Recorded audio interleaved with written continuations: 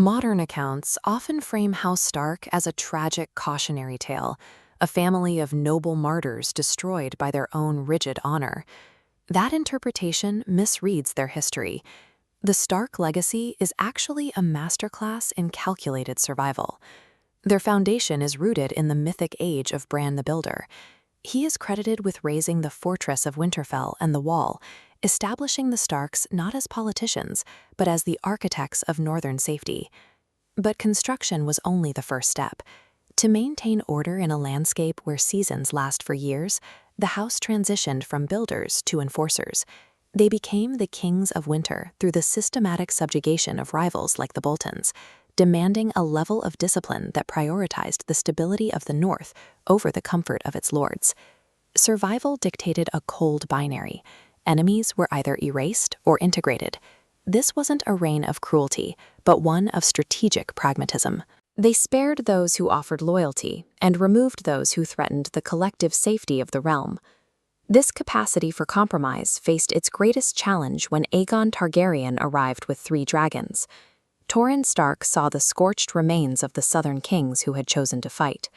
Recognizing that a war would only result in the annihilation of his people, he chose the unglamorous path of surrender. By kneeling, Torrhen traded a crown for his family's continued existence.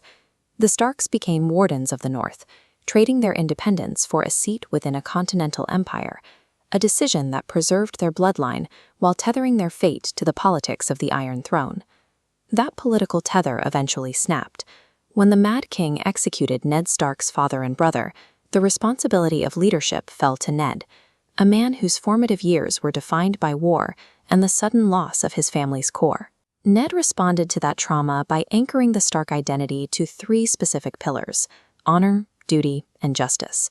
He moved away from the flexible pragmatism of his ancestors, favoring a moral code that was as immovable as the walls of Winterfell. In the North, this worked. A leader whose word is his bond builds a unique kind of resilience among his subjects. When the environment is the primary enemy, internal trust is a survival mechanism. But Ned eventually carried that code into the political ecosystem of King's Landing, a city where power is derived from deception and the ability to exploit an opponent's predictability. When Ned discovered the secret of the royal succession, he chose transparency over strategy. He trusted the truth to protect him, a decision that led directly to his execution on the steps of the Great Sept. Ned's moral framework, while noble, was a strategic vulnerability. By refusing to adapt to the southern landscape, he inadvertently stripped House Stark of the defensive flexibility that had protected them for millennia. His son, Robb Stark, inherited that vulnerability. Crowned king in the north, Robb proved to be a brilliant commander, winning every engagement against the Lannister forces through superior tactical movement. However, Robb also inherited his father's compulsion to prioritize personal righteousness over political reality. He viewed his own moral choices as separate from his strategic obligations. These nodes represent Stark military alliances. Breaking the Frey marriage pact severed a vital connection. Prioritizing personal honor over strategy caused the Red Wedding, a massacre decimating the army and ruining Winterfell. Surviving children scattered into exile, effectively erasing House Stark from the map. The rigid honor Ned Stark introduced had accomplished what the harshest winters could not. It brought the house to the verge of total collapse. The recovery of House Stark didn't happen because of a return to Ned's ideals, but because the surviving children learned to shed them. Sansa Stark transitioned from a victim of Southern politics to a master of them. She learned the rules of manipulation and caution, using the very tactics that had once been used against her to secure her family's position. Arya Stark discarded the expectations of her birthright entirely.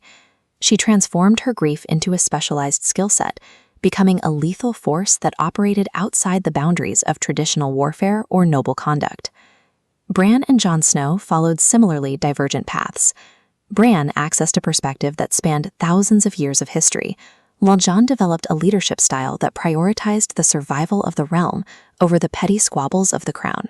By reclaiming the pragmatic ruthlessness of their ancestors, the Starks were able to defeat their enemies and retake their ancestral home. They survived because they were willing to evolve beyond the limitations of their father's code. The final outcome was a new geopolitical reality. Sansa secured an independent North as its queen, while Bran took the throne of the Six Kingdoms. They fundamentally reordered the power structure of Westeros. The Stark words, "Winter is coming," serve as a reminder that adversity is the only constant in history. Their legacy suggests that honor is a luxury of the peaceful, but resilience is the requirement of the survivor.